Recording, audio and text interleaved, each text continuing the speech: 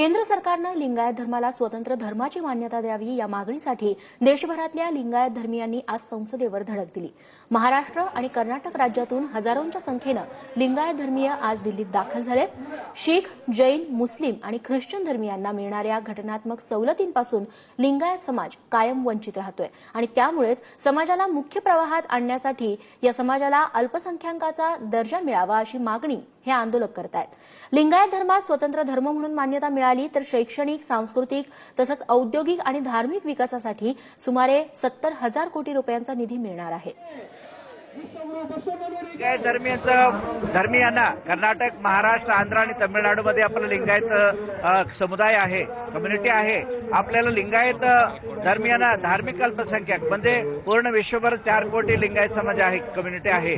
आपल्याला लिंगायत धार्मिक अल्पसंख्याक मान्यता मिळवावी ही आमची मागणी आहे आणि आपण यूपीए अध्यक्षा सोनिया गांधी आणि राहुल गांधी, होम मिनिस्टर, गृहमंत्री सुशील कुमार शिंदे यांना सुद्धा आपण डायरेक्ट भेटून पूज्य महाजगद्गुरू माताजींच्या नेतृत्वाखाली आपण त्यांना विषय पोहोचण्याचा आम्ही प्रयत्न करणार आहोत।